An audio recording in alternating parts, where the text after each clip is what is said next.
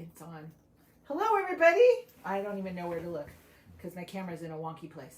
Anyway, it's me, Natalie from Creative Makers, and I wanted to say hello. And this morning we are interviewing my friend Art Carrillo, who is an amazing artist, and we're going to talk to him about everything that I can think of, everything that we've been talking about off camera. Hi. Hello. Thanks for being here. Thanks for coming. I'm so excited. Can you start by telling us about what you do? Okay, so I'm an artist. I'm a photorealism painter. I paint with acrylics. So I paint a little bit of everything. I like to paint about everything under the sun. Everything from the kids at church to the gang members, and to the food that we eat. Anything, whatever I find interesting, I'm gonna paint about it. Because that's when I paint about things that are interesting. Well, that's when I do my best work. So. Yeah, it engages you, right? Yeah. Yeah. Tell me about how you started. Were you creative as a kid? Yeah. As a kid, I was always drawing. I remember my first drawing when I was in kindergarten. It was my mom's Monte Carlo, and even then, I was testing things right in my head. Okay, I outlined it in a blue pen, and I wanted to color it in that blue pen. But I was thinking, okay, the car's blue, all the details blue. If I color it in blue, I think I might lose all the details, so it's gonna just become a shape. I can't even believe you were thinking about this. Yeah. So I think about that now. I was like, wow, I was even back then. I was, considering things and stuff. And yeah, I colored it in blue, and yeah. So I had to try it. I'm like, yeah, there goes everything. And it's just gonna look like a shape and stuff. And I remember too.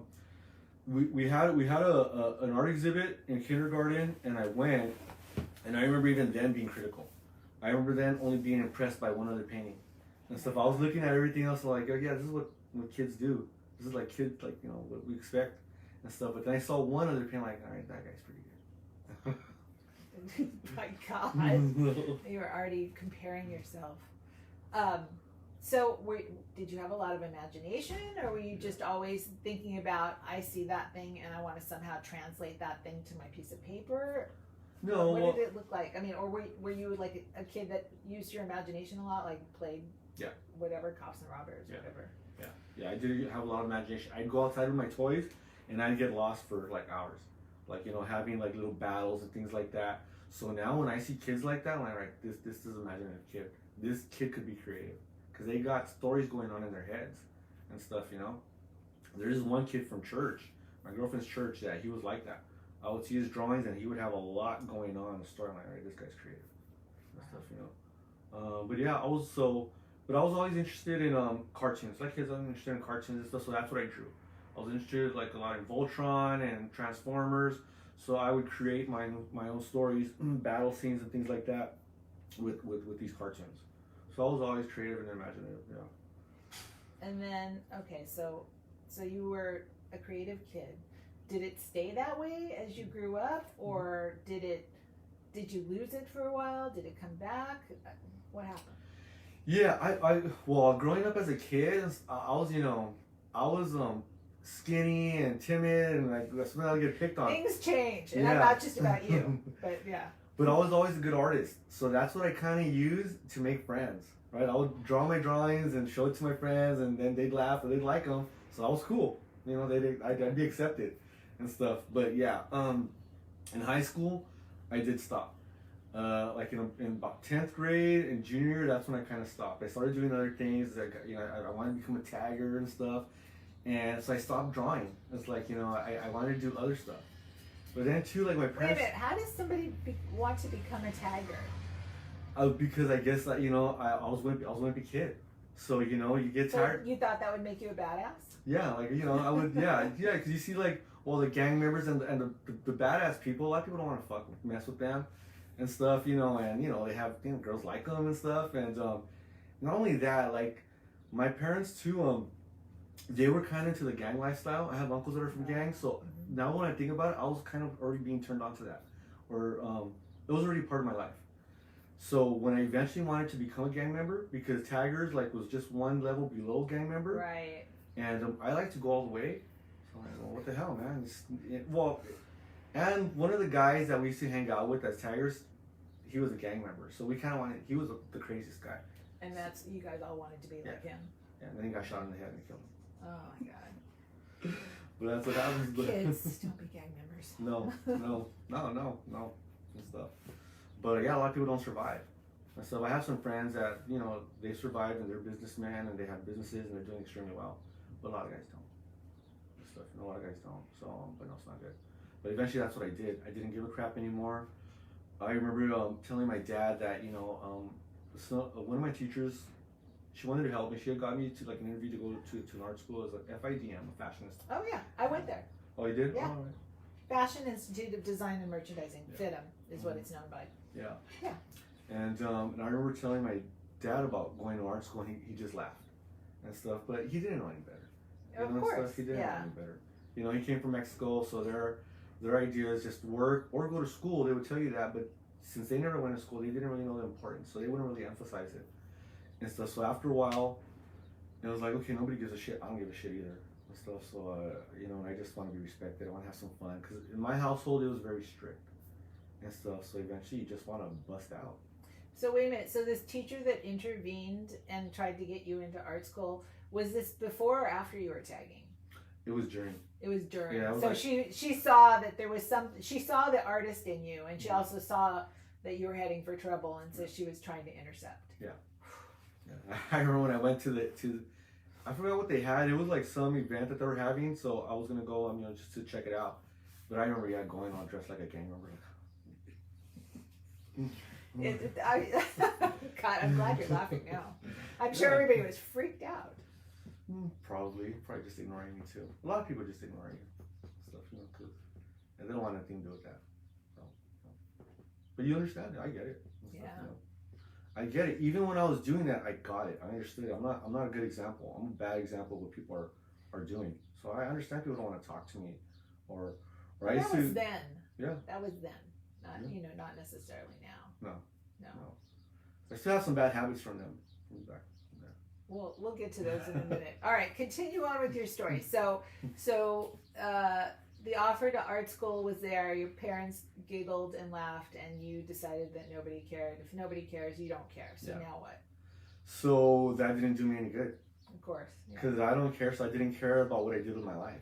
So I did a lot of dumb stuff. I ended up got arrested twice, ended up going to prison. In prison, I got sent to the hospital twice. So it's pretty, you know, I'm lucky I'm here and stuff, you know, that I'm not really fucked up on drugs, that I didn't get fucked up in there and come out all, you know, dumb or whatever, you know.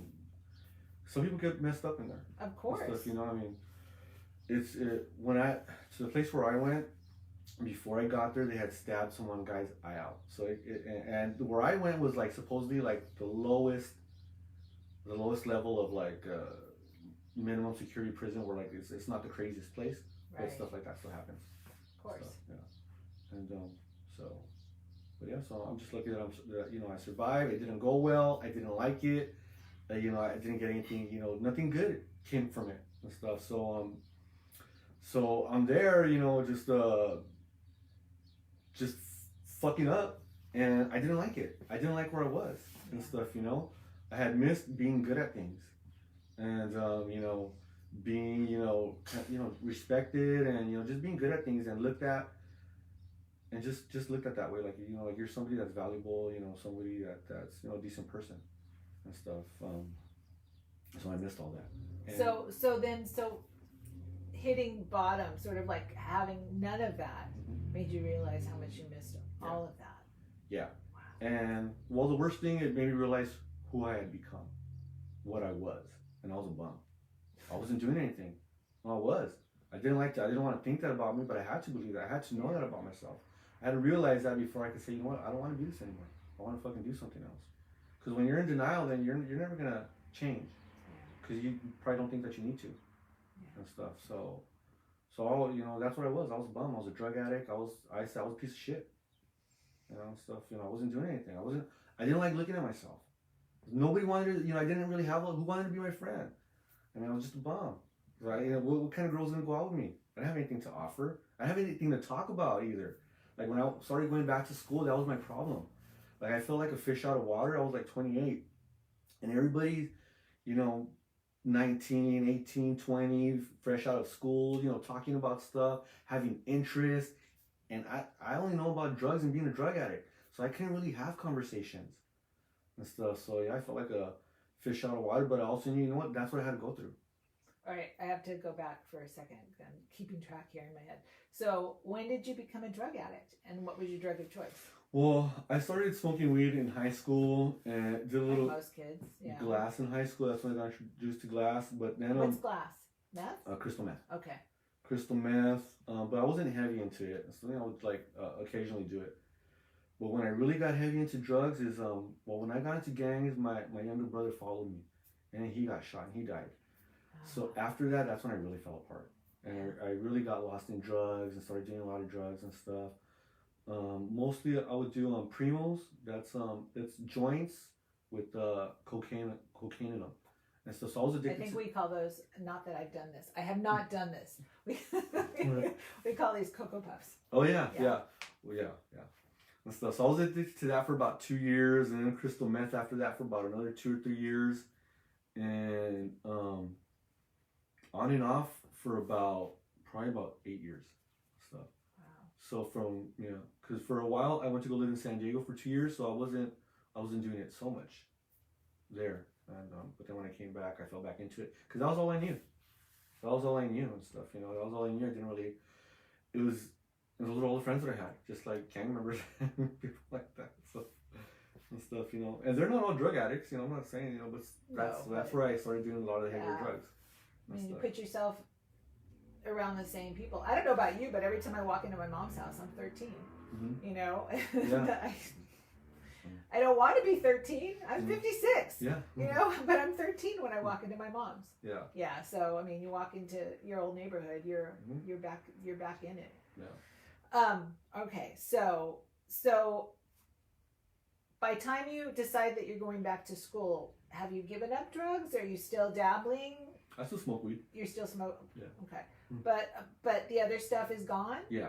Okay. Yeah. So and then you decide you're going to school, and how did you get there, and what did you study? Well, okay, so I always knew that if you want to do something, you have to study. So I had to go back to school. Yeah. And so I went back to school, but again, I was still like fresh coming out of being a drug addict and not being, involved with society, or just like kind of like not knowing how things work and stuff. But I knew I had to go to school, so I didn't do any research. I jumped into this very expensive school, and but the most important thing was that I got the education and stuff. I did go to community college for about a year, but then I went to the Artist Institute of California. Oh, Hollywood. Yeah. I went to that school, and I got a degree in graphic design, but a lot of the stuff that you learn is just basic general art theory, right? And stuff. Graphic designers, whatever type of designer, whatever you do that's visual, you're gonna learn all these general theories of art, right? Color theory, composition, and things like that. Now, was this before like online stuff, like computer stuff, was so prevalent? No, this was 2006. 2006. So they taught you. I mean, do you use Photoshop and all the rest of that stuff? Okay. Yeah, I was really good at Illustrator and Photoshop. Sometimes I would use some of my examples like to show the next classes and stuff. So I was decent. I was decent, but no, I was still really lost. I would still a lot of times, drink and stuff. I didn't focus as much as I should have. Like after school when I graduated, I had these programs, right? And I looked into the programs and there's tutorials in there on how to use these. I'm like, man, fuck, that's how lost I was. Like because it was a tutorial of something that I was trying to do. It was like I spent like 4 years. That's how lost in the brain of just drinking and not fucking paying attention I was. Answers to how to use these things are right here, and so fucking retarded I was. Like not even paying attention to stuff and stuff. But now I'm better. You know what though? Everybody learns in a different way. Some people just as an example, Dave is a great self-starter. This is my husband that we're talking about. Mm-hmm. He's a great self-starter. He pulls out a book for music and then he'll just take himself through every page and do all the exercises all by himself. He doesn't need a teacher. Me, not so much. Yeah. I want somebody to walk me through, and I want somebody to help me being held accountable. Right. And not only do you have to show me, but I need to hear it. I need to see it. I need to have like 3 or 4 different ways that I can get to it. and you know, you might be like that. You know, you need to hear it a few times. Yeah, sometimes I am. Sometimes I can get stuff and read it, but yeah, a lot of times I want to see how it works, how it's done, Yeah. and stuff. Right? Yeah, I'm the same way. All right, so you got your graphic arts degree, and then what happens? Well, I didn't get a job in graphic design. I was trying for like 2 years and stuff, and that's fine. I didn't and stuff. But my main thing was that I was happy that I started painting again, and so that was my main focus. That was my main concern and stuff. That I was being creative because that's when I went back to school. And so when I started to do something with my life, and when I was deciding to go back to school, I thought, okay, what can I do? What can I do? Right? I'm a drug addict. I know I fucked myself up. I've wasted a lot. What can I do right now still? Okay, I can't write. I used to like to write. I thought I probably would have been a good teacher because I was able. It was easy for me to explain things and stuff, but not so much anymore. So I couldn't do that and stuff. I was good at sports. Okay, I'm like 28 and out of shape. I can't fucking play sports. I could paint. I like drawing. I could do that. Nobody has to pay me. I could just do that at home. And if I'm good, then I should be able to make money and get into galleries and stuff. So I'm like, all right, so I'm gonna fucking do that because I like that. But so this is your late 20s that you're figuring this part out. Yeah. Okay. I'm about 28. Yeah. I went back to school and stuff. So yeah. So then I went back to school, and then we go to the Getty, and I see a painting by William Bouguereau. I think that's how you pronounce his name. This is the J. Paul Getty Museum that he's talking about. Yeah, the Getty Museum. And so it was a painting called The Song of the Angels. So we've all seen artwork in books, but I had never really been to museums, and that was that was the first time when I understood what an experience is. When you see a painting and it moves you, that's an experience.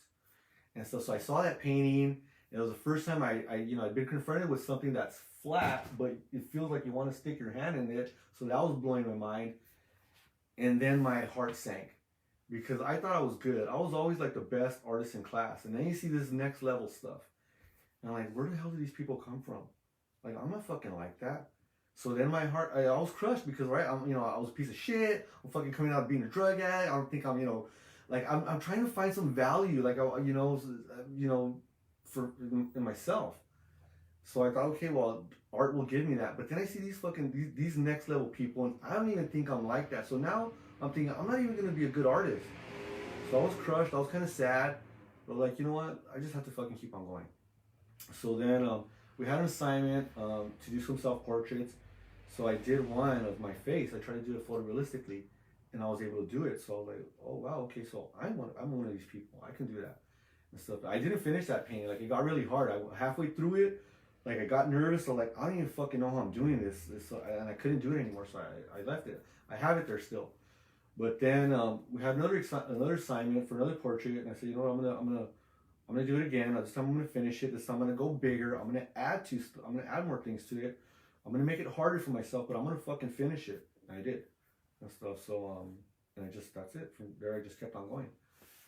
So and yeah, so when I went back to school and I started painting, I just decided when I went back to school, it's because I decided that I was gonna fight for my life. And I was, no matter what, I wasn't gonna stop painting ever again. No matter what. No matter what. So it's not about being rich or famous. For me, it was about knowing that I have some value, that I have something to offer. Yeah. And stuff, that I'm not just sitting here wasting my fucking time talking out of my ass and stuff. That I can actually do something. Right. Just do it. Yeah, and it's for me. It's for me so that so that I'm happy here. I'm happy being alive and stuff. And that's why I do it. All right. So, wow, that was a lot. It's a lot of information, but it's so good because not everybody's path is fairy dust and flowers. No. It's rough. Mm-hmm. It's rough. All right. So you're a painter. You have like a regular day job. Mm-hmm. So how did you make that leap between just painting in your home for yourself and then getting people to see your work, like in galleries or buy stuff? Well, you just start going to galleries. You just start painting. But that's why I tell people, go to school, get an education so that you know what creates valid art. So that your art's legit and stuff, because people are going to bullshit you, right? Let's talk about that for a second. What is legit art to you? Because I mean, I think there's all kinds of definitions around this. Okay. Well, if it's true, right? If it's true and stuff, right? Because a lot of people will tell you that your art's not good enough, but just because they can't relate to it. Okay. So true for you. True for you as the artist. True for me as an artist, but just true in general. Like if I paint this painting of these brown kids at church, some people might think it's not that important or it's not that great of a painting because they're not brown or they don't give a shit about because of the subject matter. Yeah, I see. Okay. And stuff. So yeah, as long as it's true, I don't have to like it, but I can see it's true, then it's valid and stuff. Yeah. Interesting. Okay. So your tactic then is go to shows, get to know people, get to know other artists, right? Because I've seen you in action. I know this is how you work. Well, let's make friends. Yeah, so, make friends, talk to gallery owners, tell them what you do. Yeah. And do they ask to see what you do? Or? Oh, yeah. Yeah. A lot of times, yeah. They will if they're interested, and we're talking about doing a show. Yeah, they're gonna want to see my stuff, and for the most part, yeah, it's they usually like it, and if it fits their galleries, right? Like the bullshit. I was talking to I met somebody from the West Side, and a lot of people want to get into the West Side, and she did love my work. She loved it. She loved my work. She was showing it to her assistant, telling her this is really good photorealism, but it wasn't for her gallery, and she tried to bullshit me. She tried to tell me that because she only shows artwork that reflects popular culture.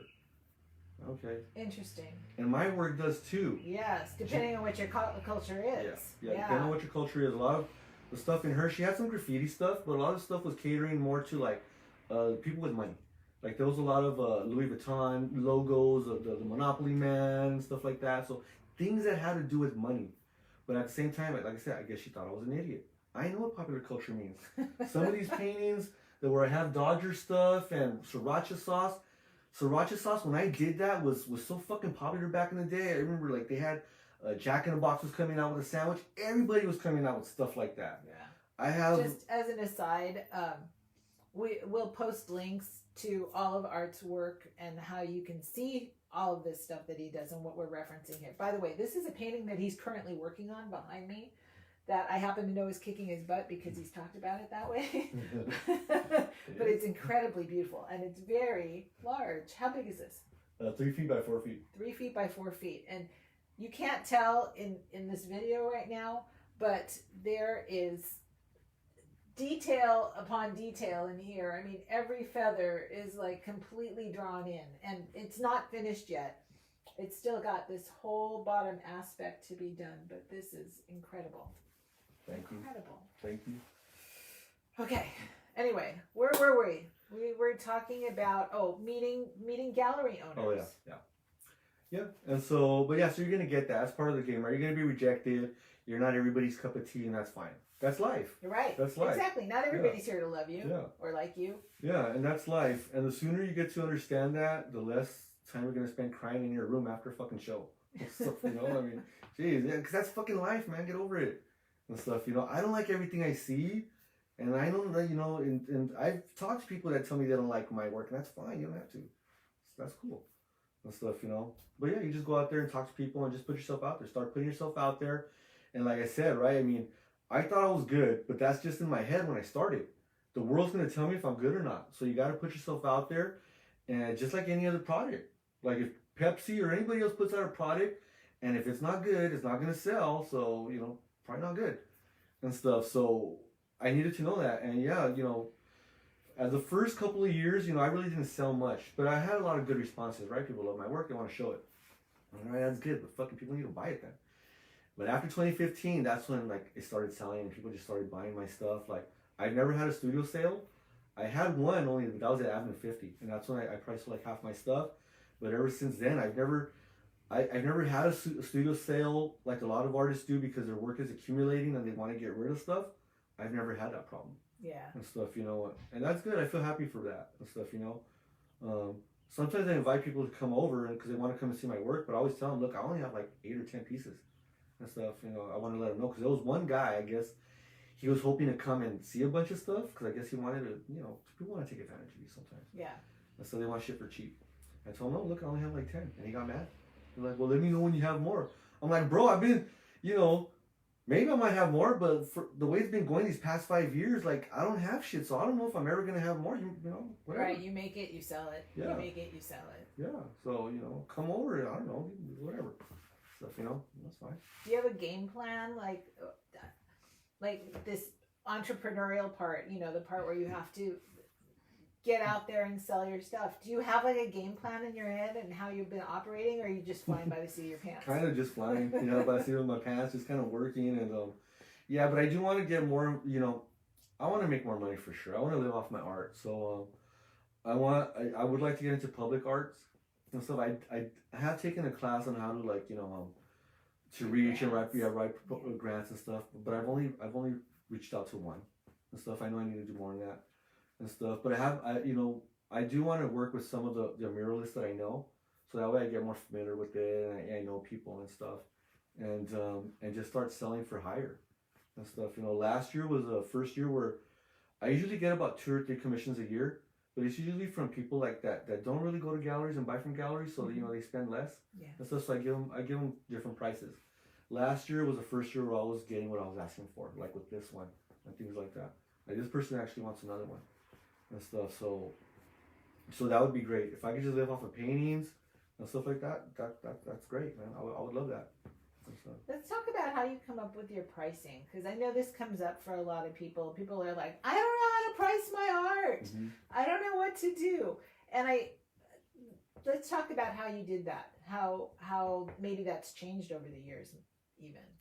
Well, at first, when I tell people, look, price something to where when it sells, you're not going to be crying about it.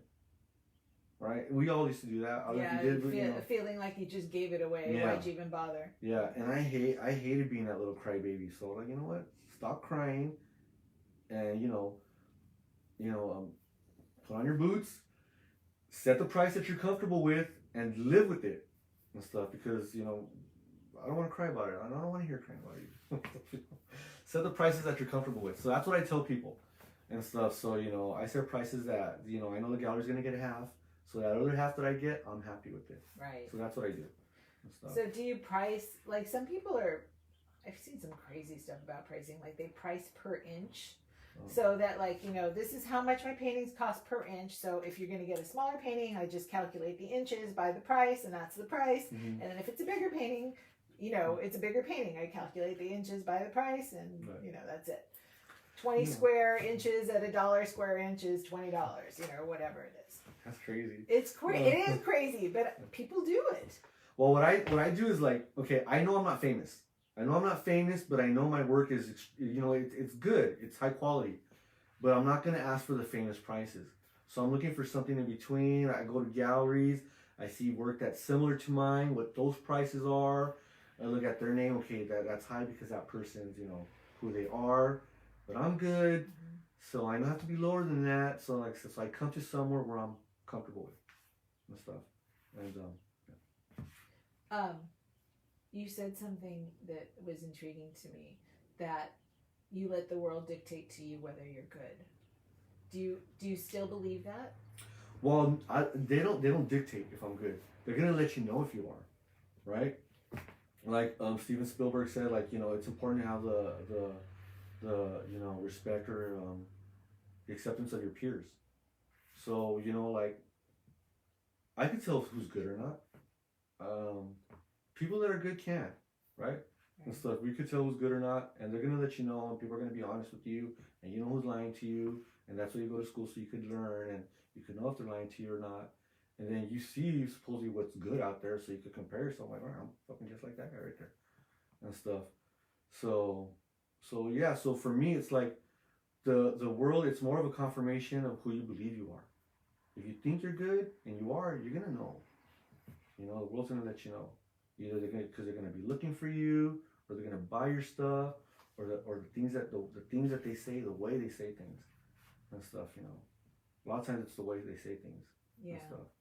And there's a way they get emotional by when they see something They see your work or by listening to a song and stuff, you know, or by tasting your food. We've all tasted food that sucks. You know, we've tasted delicious fucking food like, man, this person knows how to cook Yeah. and stuff. So, you know, those kind of things. Yeah, and you and I touched, I mean, before we started this interview, we were talking, and you and I touched about like other creative endeavors, and you were saying that you were getting into cooking now. Yeah. So I love to eat. Yeah, I of love course. to eat. I've always liked to eat, so I have time. And after a while, like I was just bored of doing the same shit over and over. Like, all right, what the fuck, man? I could do so much stuff. I have time. I got the internet. I could look up recipes. Like, I could read. I could follow instructions. Like, So what are you making? What do you like making? Well, lately, I've been making a lot of salmon, but I came across like these steak rolls where it's a skirt steak, and you put you fill it. It's flat, and you fill it up with something, and you roll it up, and then you sear it on the sides, and you put it on the oven. So in the inside, it's gonna have provolone cheese. It has spinach. It has like this mixture of garlic and mushrooms. It's really good. So I haven't made that since last year. So I tried that. My friend, my sister's friend is a cook, and she's always posting these really like good dishes and stuff. And she posted something the other day, like this shrimp boil and stuff. And so I want to do that. She gave me the recipe, but I'm gonna add more stuff to it. So yeah, 'cause it was just shrimp and sausage, but I want to add like crab and octopus because I love seafood. See, this is creative. Yeah. This qualifies. And I have fun when I do stuff like that. Yeah. It's living, man. It's fucking just doing different stuff, and you feel alive. Yeah. Stuff, you know. So that's it. It's not that hard. It's simple. The simple stuff that simply lets you feel alive. You just have to take a chance. Yeah. That's all. You have to take a chance and be willing to have something crappy happen. Yeah. And learn from it. Yeah. Well, I forgot what that.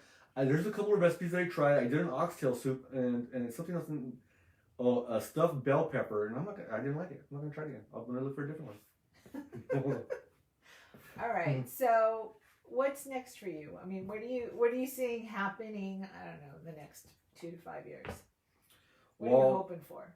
Well, I'm hoping I could quit my job and just continue to paint and stuff. Like right now, I'm swamped. Well, I have a lot of projects coming in and stuff, and that's kind of like something that I've been thinking about and stuff. Like I have about $10,000 in commissions right now, where I think I probably already lost like half. No. But like last year, so I got that. And then this guy with the shoes and stuff, and I've been selling all these paintings. Oh, they don't know what's happening with the shoes. Tell them about the shoes. So I have a friend. He wants to market to celebrities.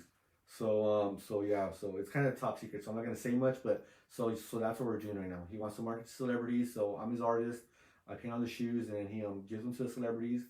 And hopefully he gets a shout out, and he picks up business that way and stuff. So yeah, and so yeah, because from what he's saying, the shoes on the market normally they go for about $2,000 each.